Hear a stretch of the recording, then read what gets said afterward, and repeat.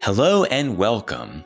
On today's podcast, I'll interview all 4 candidates for ACC Commission in District 5.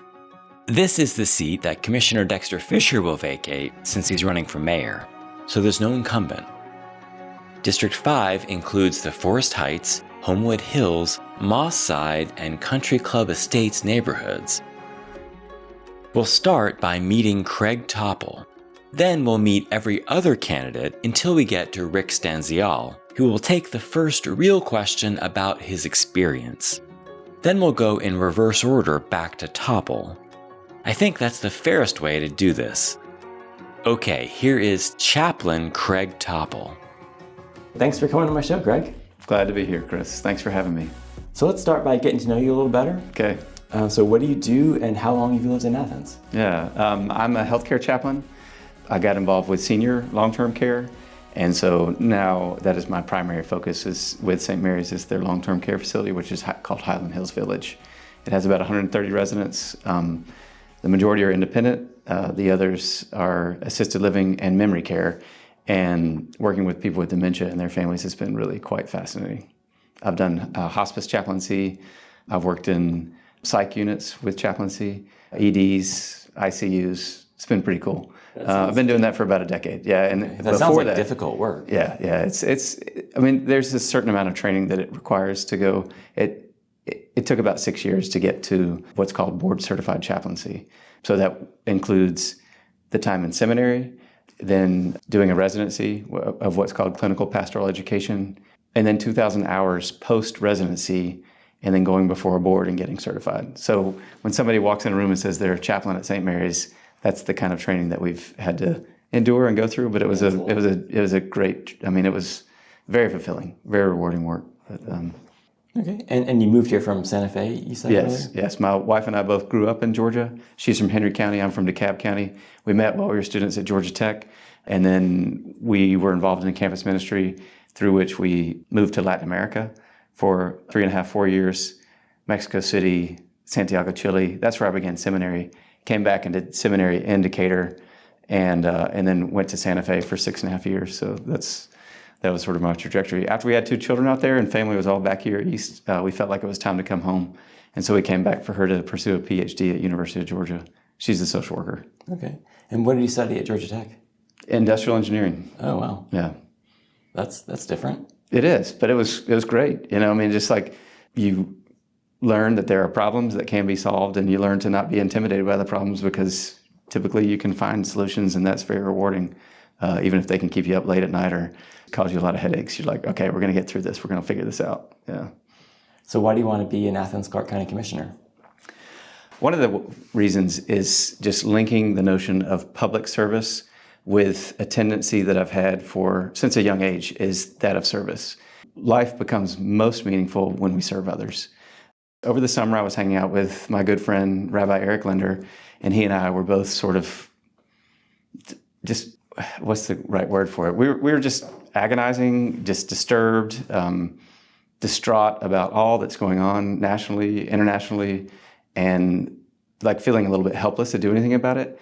And I think in the midst of that conversation, I was just like, I don't know, maybe I'll run for mayor.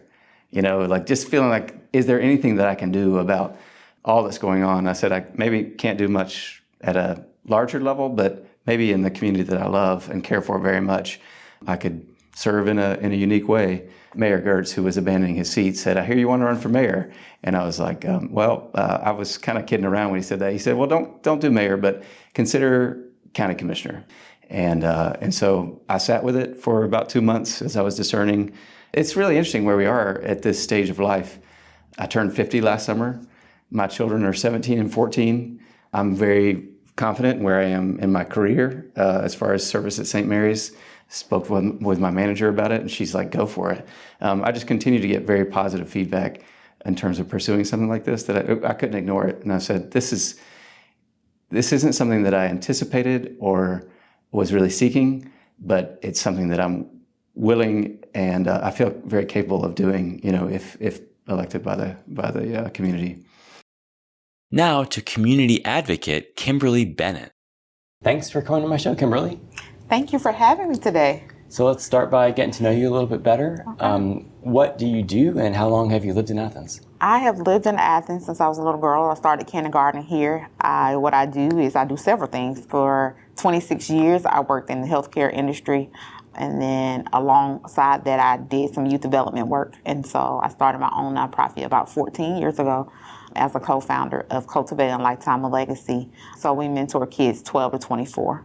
I also work for the University of Georgia, and I work in research doing recruitment and retention for different research projects, and also working with rural counties and building partnerships and building relationships with our families.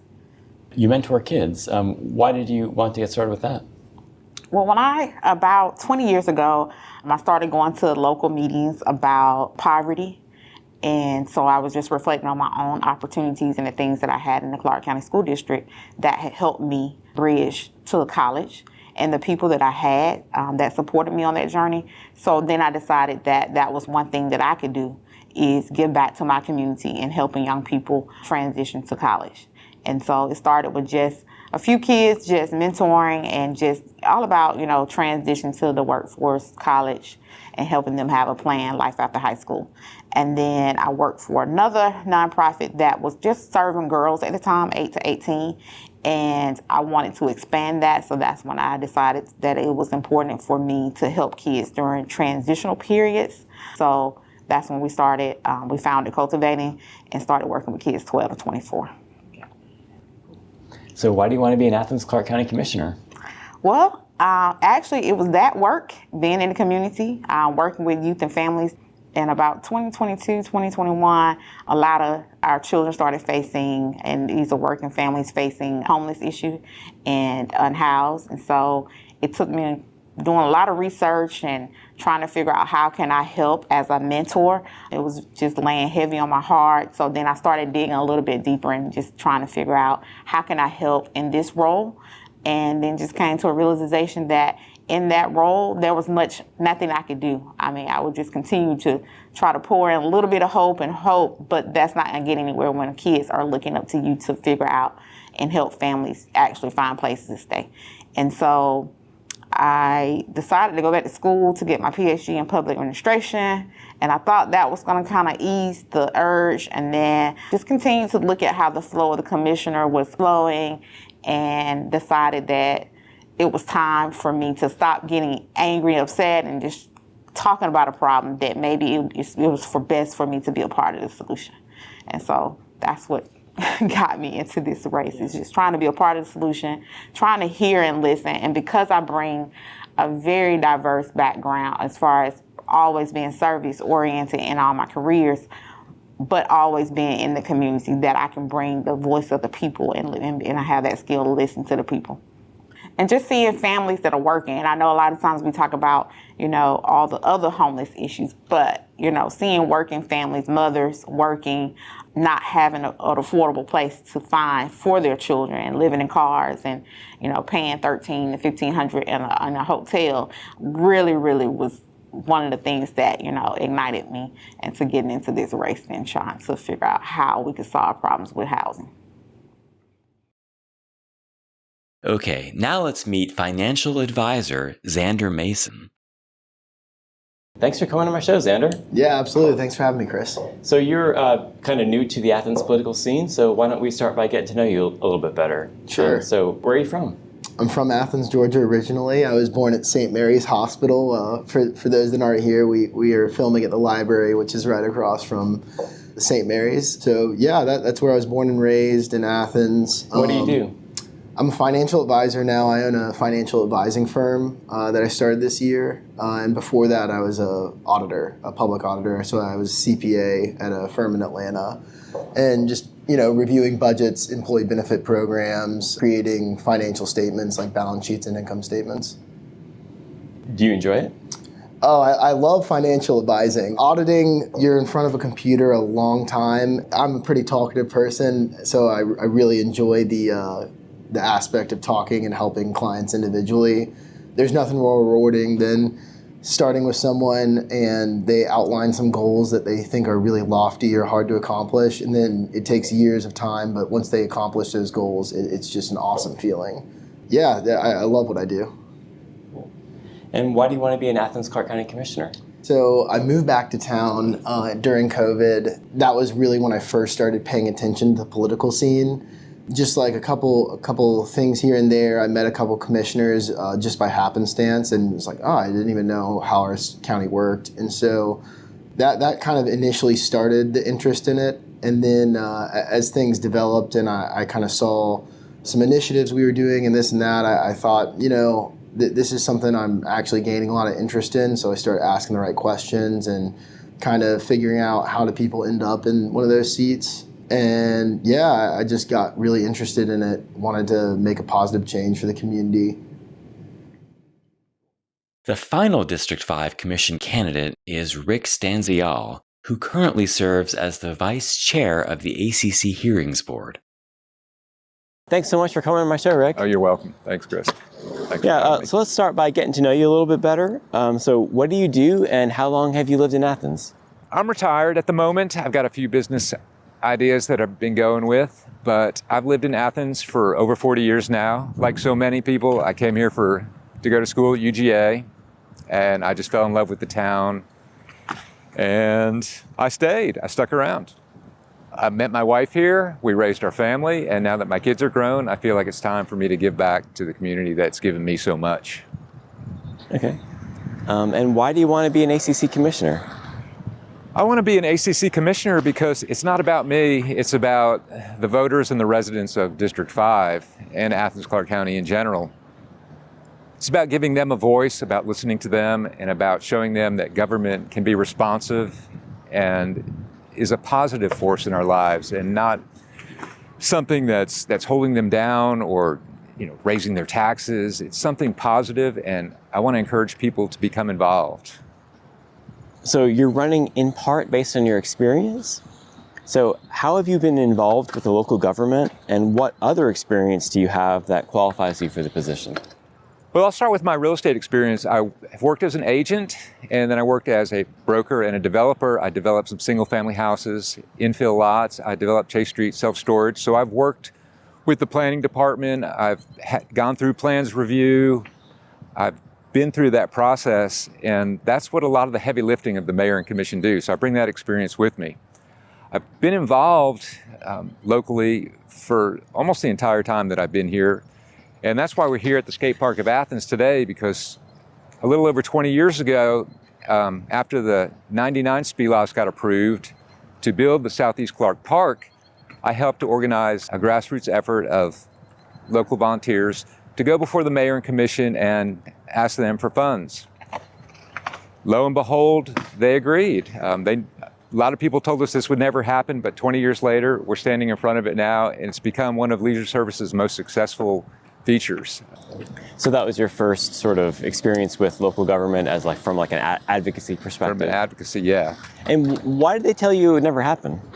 So many people told us that skateboarding was dead, there was no interest in it.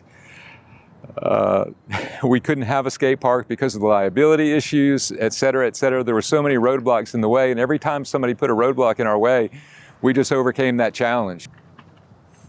And do you skate yourself? I do. I've been skateboarding since I was 10 years old. I just can't give it up. Like surfing or biking, skiing, it's just my way of expressing myself physically. It has taught me to, when I fail, to get back up and try again. It's been an incredible positive influence on my life. Back to Zander Mason. Have you been involved in the local government before, on any of those boards, authorities, or commissions? Yeah, so I am on plenty of boards, but none related to the government specifically. I watch the mayor and commission meetings online as much as I can take. There's some interesting things going on there, but I do try to stay involved at that level. As far as community involvement, that's really where I kind of think I separate myself from most people. I've served on multiple nonprofit boards as their president and vice president. Board of Bigger Vision Athens, which is a nonprofit homeless shelter in town over on North Ave, servicing typically 35 individuals a night. Palm House Addiction Recovery Center. Through my work at Bigger Vision, I learned that 95% of the clients there are struggling with addiction. And so if we can cut out the root cause, I think, of a lot of their problems, which is mental health, but then you self-medicate and become addicted to like really hard substances rather than maybe a correct dosage of a right substance to be prescribed. So College Factory was another board I was on. We helped kids get secondary and post-secondary education from Clarke Central, and Cedar Shoals was our main focus. So really that was not anything crazy other than we provided some ACT and SAT prep for them, some scholarship opportunities, but then also just making them aware of other careers like the Career Center and Career Academy here in town. There's all these really good certificates you can get.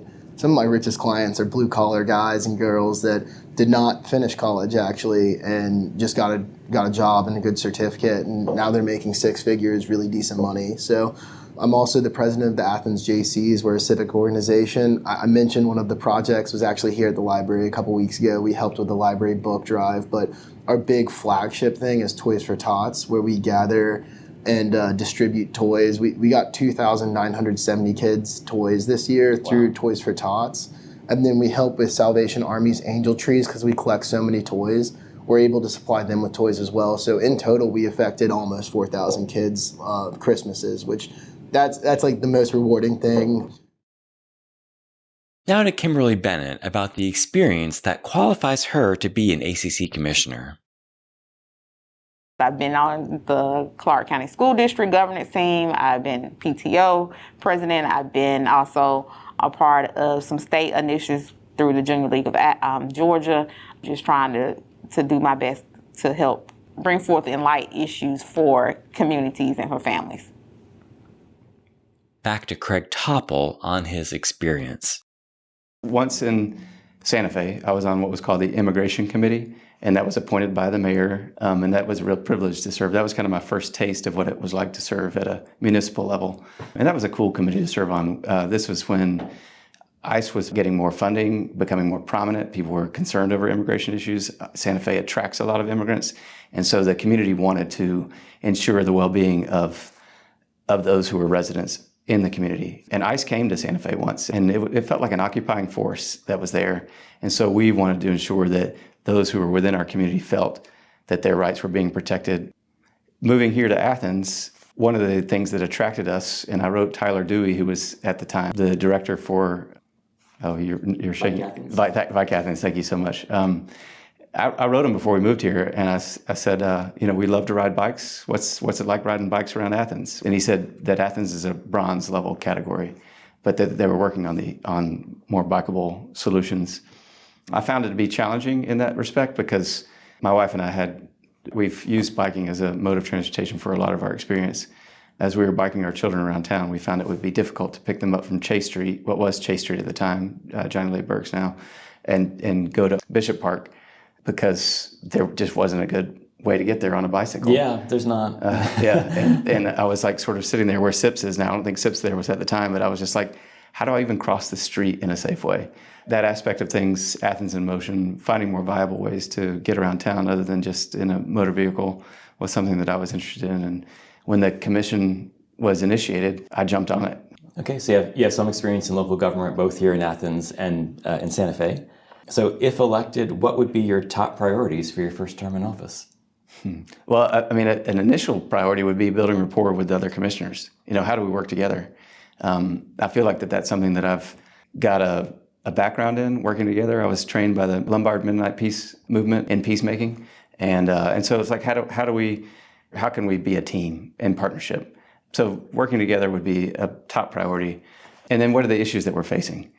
I could think, in retrospect, what are the prominent issues that keep coming to the surface? The Homewood Hills development. How would I approach something like that? I live very close to there.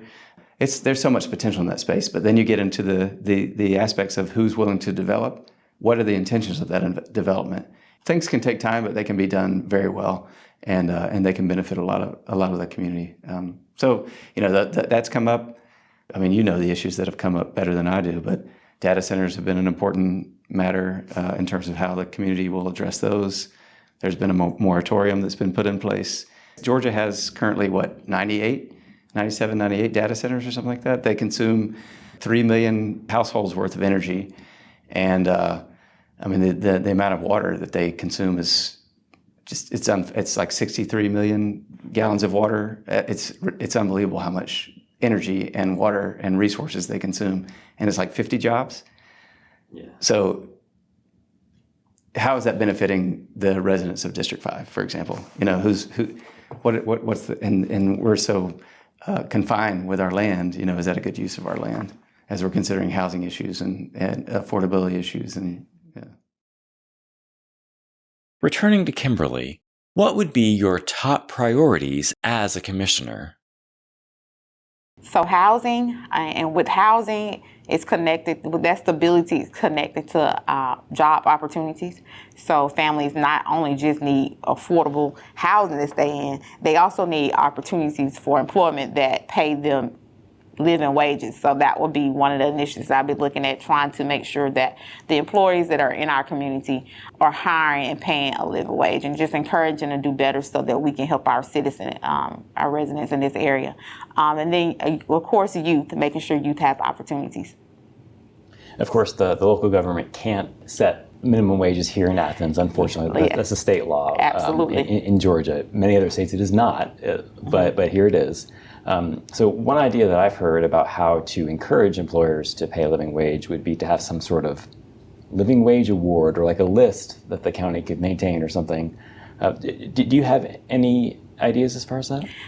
I would hope that we can, with the chamber and different local business, be able to encourage them through some type of incentives, through, you know, whatever, the tax base or whatever that can help us really figure out how to encourage them to pay their employees more, but also when we're bringing jobs, new jobs are coming here, that we are encouraging them to consider the people that are residents here, besides hiring other people to come into Athens to do the work. And I think a lot of times we get great employers here, but they hire outside, and a lot of people move here. But we need to make sure our residents have access to these jobs as well first, so that we can start seeing people thrive in our community that needs, that are trying, that are working, trying to make it work. So on your website, you say that you want to ensure there is community input when planning and zoning decisions are made. So are you saying that we have too little community input right now? I think our community gets involved once the process has already been through so many processes, and then the community gets to put a buy-in and input. And at that time, the developer has spent a lot of money on these projects. I would like to see our community know about projects and different things happening before a developer comes in our community to do these projects, and then we don't know about them until they're in a stage that the developer decides to pull out, but they spend a lot of money. So it's, they're saving the developer. That could have been helping us with a housing issue, because we could have saved the developer money on the front end. So I would like to see people get involved and more engaged, so that they can know prior to step 2 or 3 that is a community involvement. So yeah, a lot of people come out for the voting meeting, but usually the decision has already been made by then. Yes. Yeah. So I want to make sure people will know about projects before then. Okay. Are there any other issues or any other topics you'd like to mention or talk about?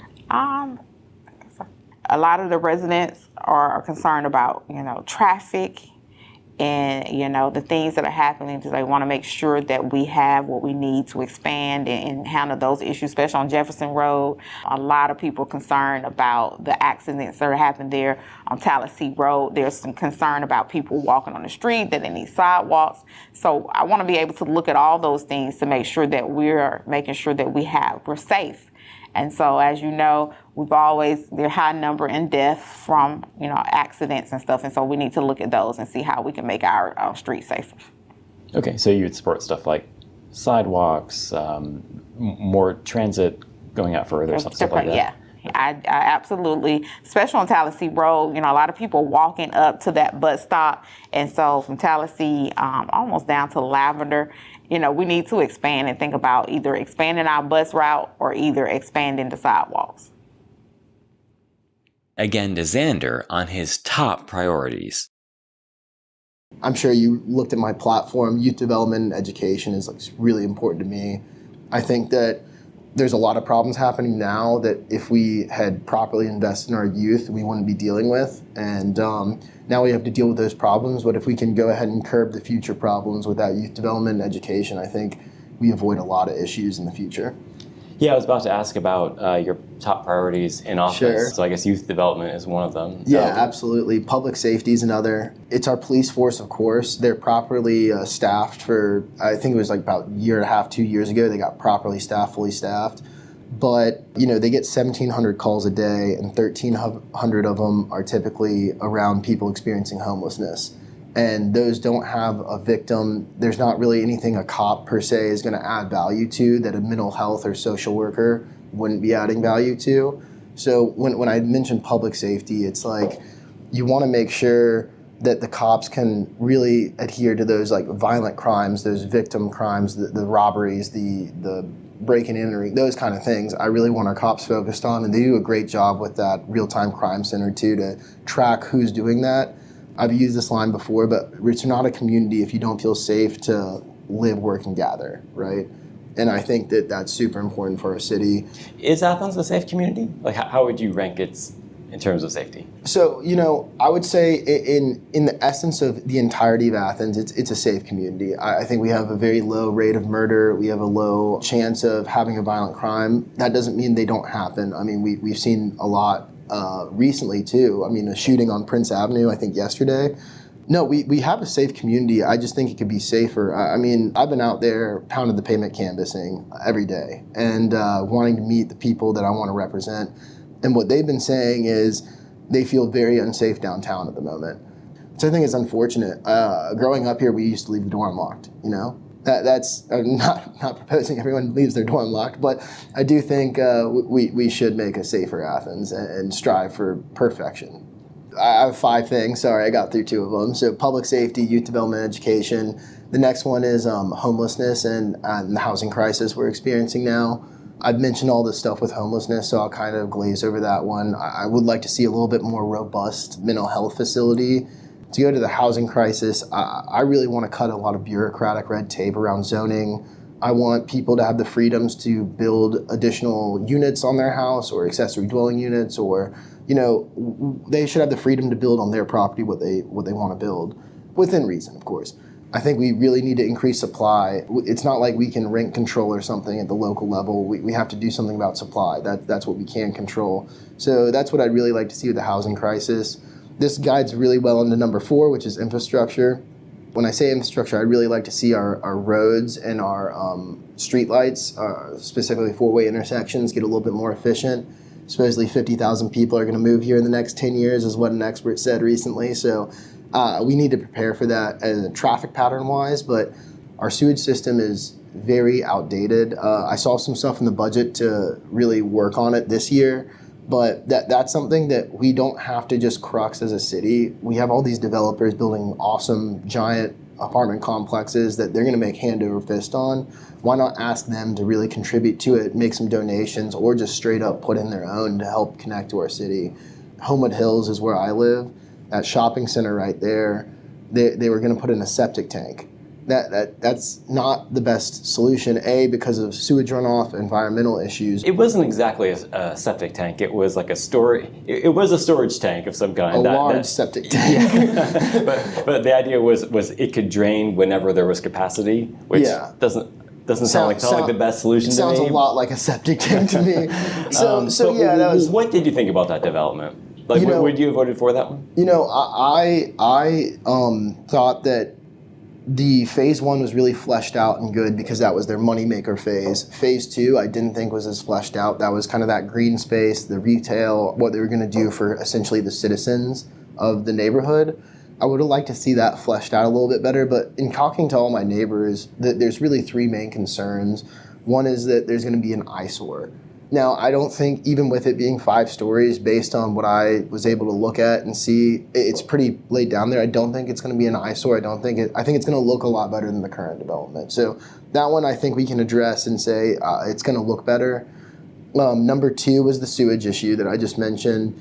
And then number 3 was the traffic. So if we can get these developers to really give us a good plan of how they plan to get however many, couple hundred, 400, I don't know how many people are going to live there, but them in and out of that without affecting the neighborhood and making it a awful cut through, then I think that we could work with them for sure. That being said, where it was now, I understand the pause, but you also have to take into account this is a by right property. They own that property. If they adhere to a couple regulations that they wanted to get around, they can do what they want with it. So with a few things handled, then that is something that maybe you could support, is what I'm hearing? Yeah, and that was just based on talking to my fellow neighbors. I mean, I'm more new to the neighborhood. They seem to have those 3 major concerns, so I feel like if we address those 3 concerns, then we could be pro. But as it stood now, I'd like to see those three things addressed. And then to go back to the platform one more time. Oh, no, sure. I actually have a question. On your website, you say that you want to, quote, reduce burdensome red tape that frustrates small businesses and entrepreneurs. Sure.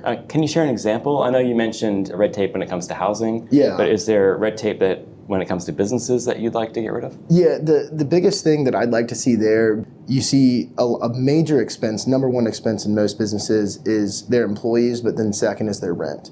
If we can reduce rent costs or at least make them grow less fast than everything else, because it's not like someone's going to go from $2,000 in rent to $1,500. People don't usually reduce prices. But what we can do is make that $2,000 stay at $2,000 for 5 years rather than go up by 3% every year like it usually does. So what I'd like to see is more availability for office space so that businesses can afford their rent longer. La Flama, for example, next to Oglethorpe Garage. Now that place is kind of cursed because I've seen so many restaurants go in and out of there. But I'm sure if their rent was a little bit lower, they probably could have afforded to endure this slow time and work on marketing. But instead, they're closing down shop. Now it's going to be a vacant building until we get someone else in there. So that's an example of that. Okay. Same question to Rick Stanziale. One of my top priorities is increasing density in this town. And I know that density is a word that some people aren't familiar with and other people are opposed to it. But we are the smallest land area county in the state. And we can't keep growing into other counties. We don't get tax dollars from other counties. We have got to grow inside our boundaries.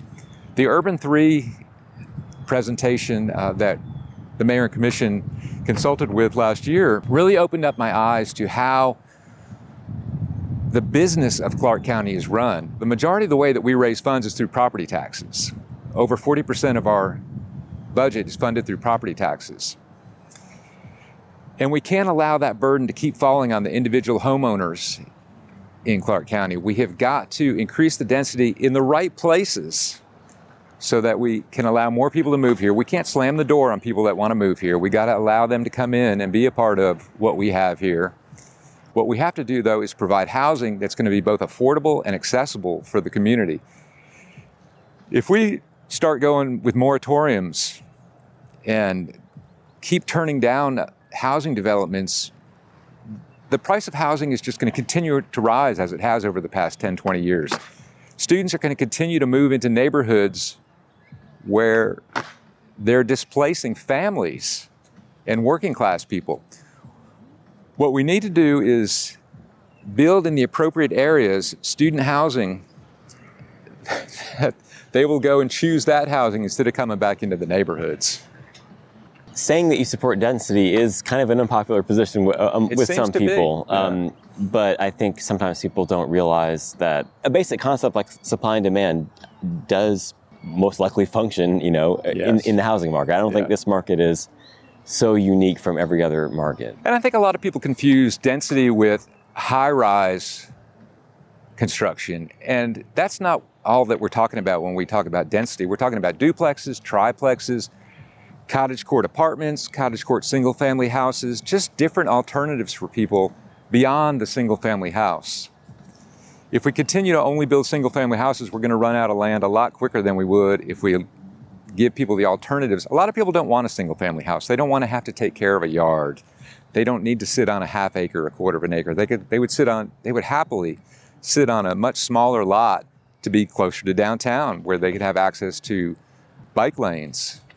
I was about to ask you about transportation, because if you're talking about density, that people will say, well, that's going to cause traffic. So do you have an answer for that? Yeah, you're right. It's going to cause traffic. And we've seen the traffic in Clarke County just balloon over the past 2 decades. But if we put people closer into the core, closer to the university, closer to downtown, closer to jobs, we'll be able to take some of those cars off the road. We'll give them access to public transportation, give them access to bike lanes, give them access to the Greenway. I was fortunate enough to go to high school in Peachtree City, Georgia. We moved there when I was 12 years old.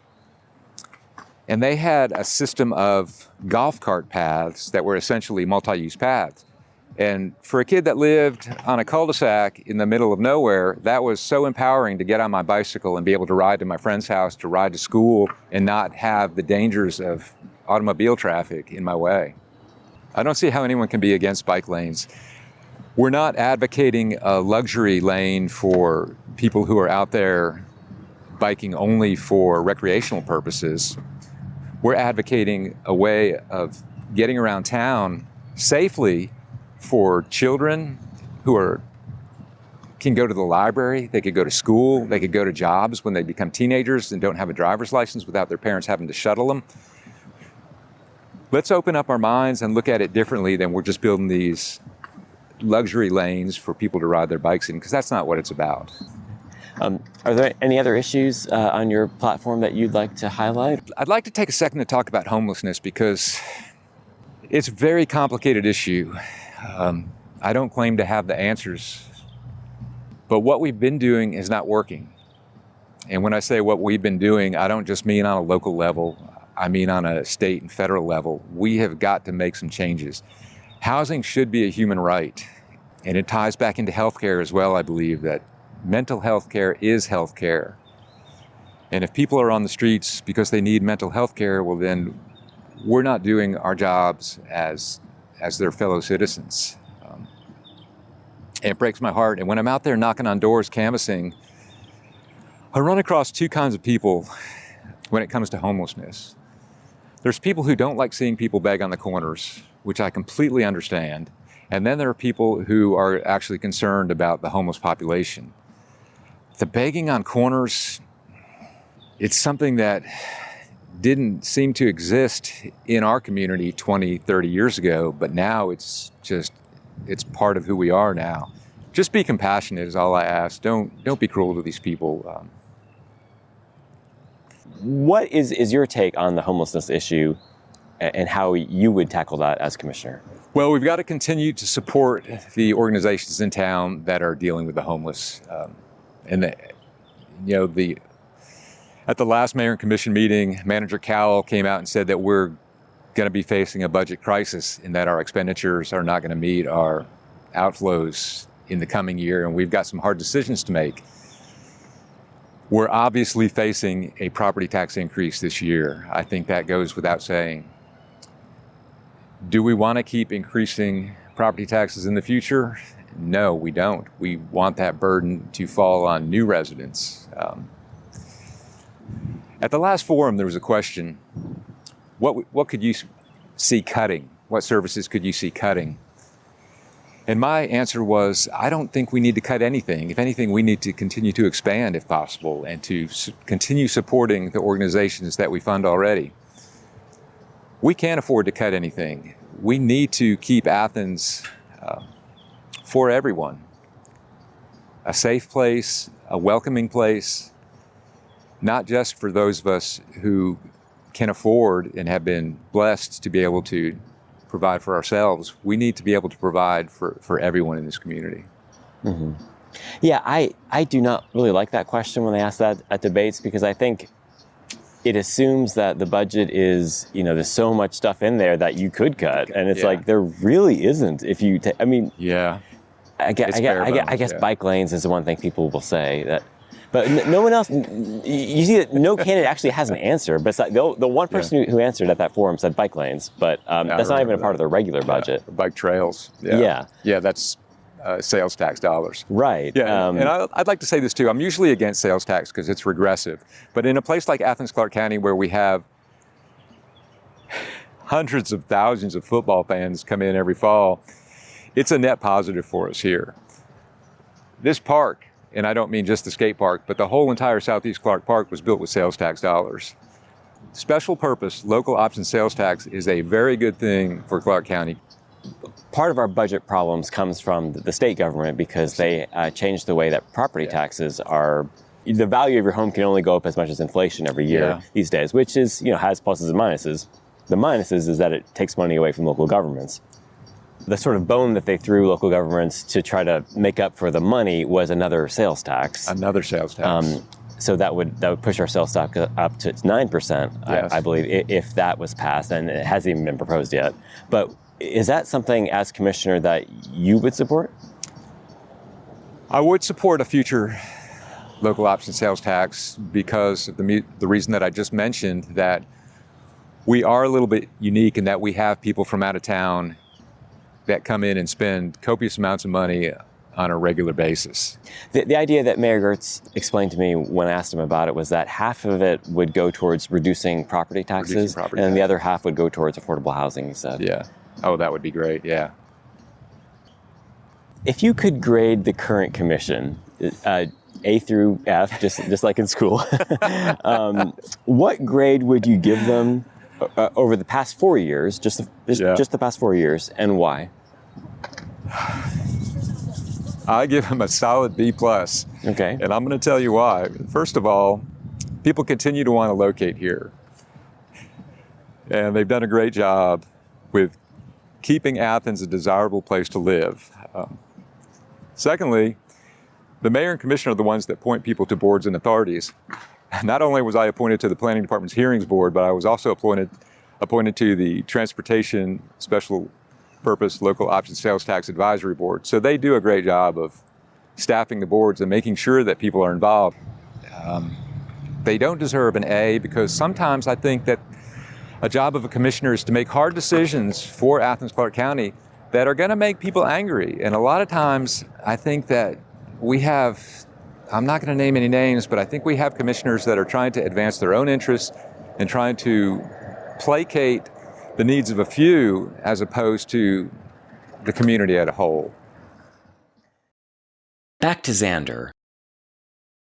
If you could grade the current commission, A through F, what grade would you give them over the past 4 years and why? Who am I to judge? But I'd say that I can definitely see that it needs improvement. So it'd be a C range. I wouldn't fail them. I think they're doing a good job with what they have and the tools that they're given and kind of their specialties. But I've said this, I think that we kind of have a problem of ideologues. And we have a lot of people touting their ideals, which is a wonderful place. I think we all can agree that a completely safe, affordable, renewable energy city is what we want eventually.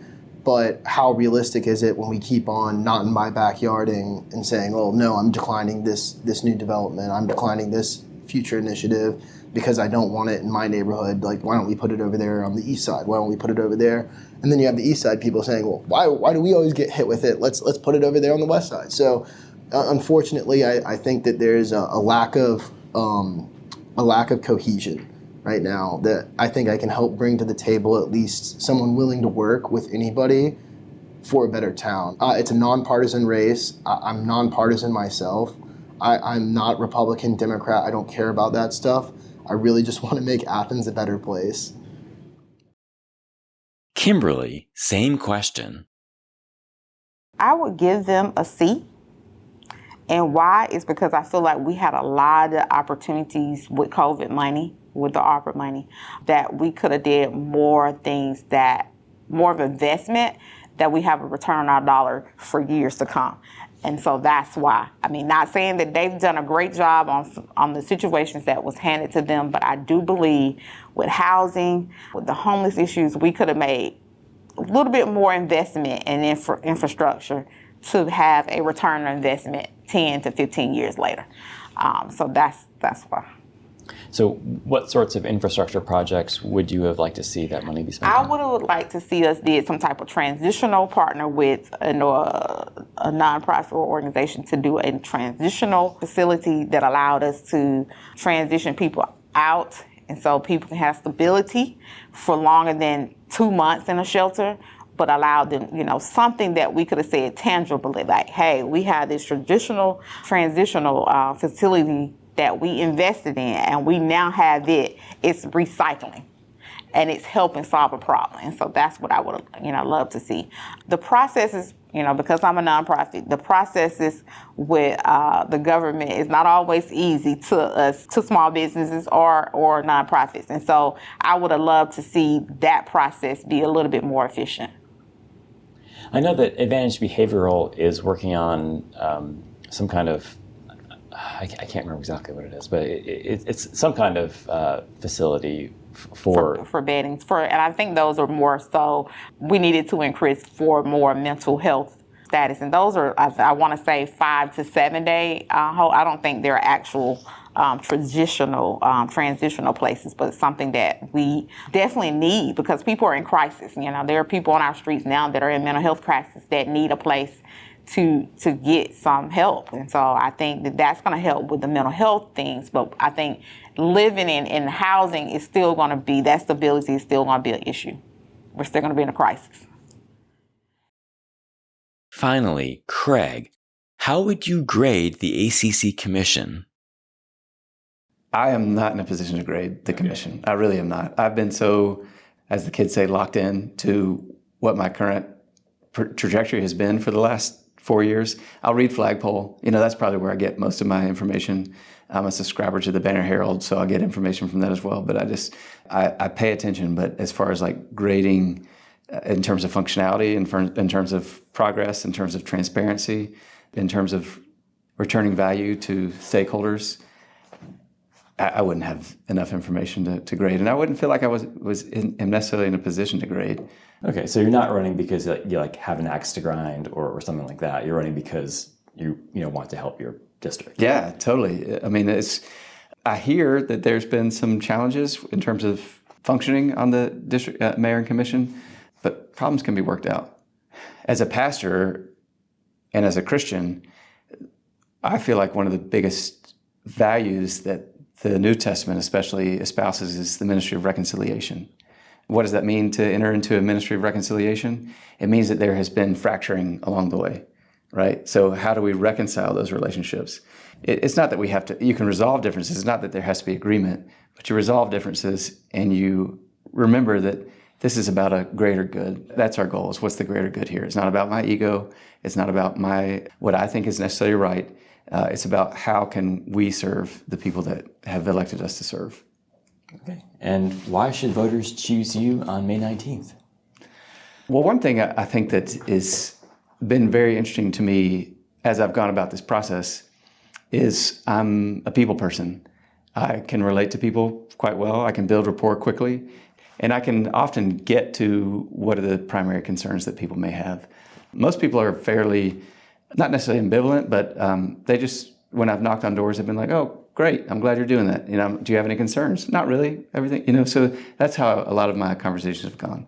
But then when there are concerns, that's when an antenna kind of goes up and says, all right, well, let's hear about more of what this concern is.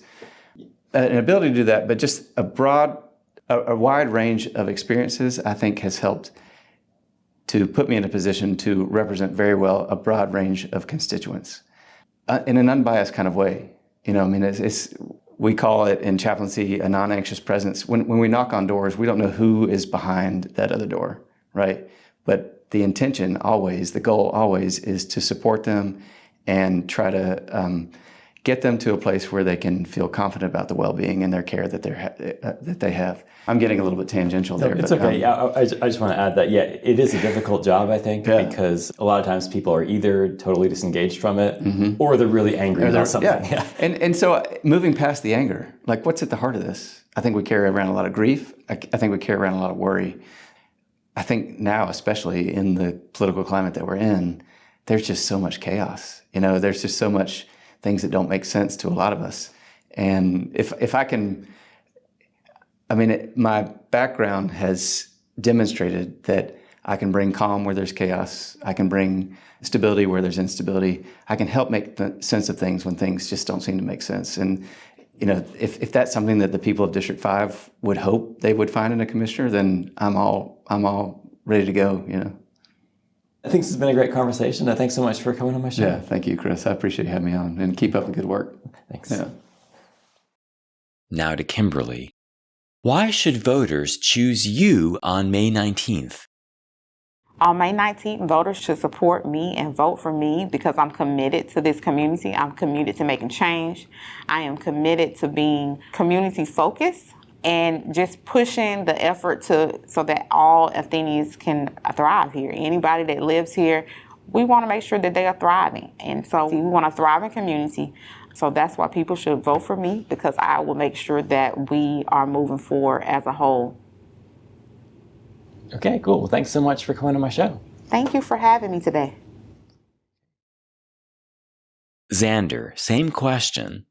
This is the big one. Why should voters choose you on May 19th? Yeah, I think I bring a really unique skill set to the commission that we don't have right now. With our budget being in a deficit of $12 million now, we're talking about raising millage rates again. Our tax rates are really high, like higher than some properties in Atlanta. And when you talk about like affordability being number one concern of Athenians, we can't keep on raising property taxes. I met an older gentleman in Country Club Estates who he's on a fixed income Social Security, and he's like, if they raise property taxes again, like I'm gonna be out of my house. And I was at his house. He had all his windows open, trying to save on AC. He had a tree fall on his property, and he was out there, this like 70-something-year-old guy, lugging branches away because he couldn't afford someone to come do it for him. So are we really going to tax this guy more so that we're at a deficit? Or do we just have a little bit more fiscally transparent and fiscally responsible spending? And I think that's what I'll bring to the table with my background as an advisor. I make prudent financial decisions for a living, and then as an auditor, I made balance sheets and income statements. I know how they operate and run. Those are things I really want to accomplish at the commission level. They actually did lower the property tax rates in fiscal year 21, 23, 24, and 26. Sure. Not by very much, but by a little bit. They did. What you're talking about is you want to actually lower the amount that people pay in their bills. Is that what you're saying? I would love to. Well, okay, so you can lower a property tax millage rate by 5 bips or something. 5 bips is 0.05%, whatever it is. But if the property value has increased at a higher rate than that, then you're really still not lowering property taxes. And that's really what I'm talking about. Like, I have that financial knowledge of like, well, they lowered the property taxes, they can say that, but in reality, your property taxes did not lower. So that's what I'm talking about. Okay, that might be hard to accomplish. Well, I think I can get it done. Okay. I think a lot of property owners would be really happy if you were able to do that. All right, thanks so much for coming on my show. Yeah, I appreciate you having me. Thank you. We'll have Rick close it out. On May 19th, I want voters to choose me because I have the experience, I have the time commitment to put into this job. This is not something to be learning on the fly. We have a lot of really pressing issues. We have a new courthouse that we need to get built. We have a lot of infrastructure needs that are coming up in the next few years. It's not something to learn on the job. I've been out there working in the trenches for local government for the past 20 years plus now. I've worked with the planning department. I've worked with the mayor and commission. I'm ready to do the work for my constituents in District 5. Okay, well, thanks so much for coming on my show. Thank you, Chris. Keep up the hard work. Thanks for listening. I know this was a bit longer than my usual, but in my defense, there are 4 candidates. You've got a hard choice to make here, District 5. Okay, next up, we've got District 7, where, thankfully, there are only 2 candidates. See you then.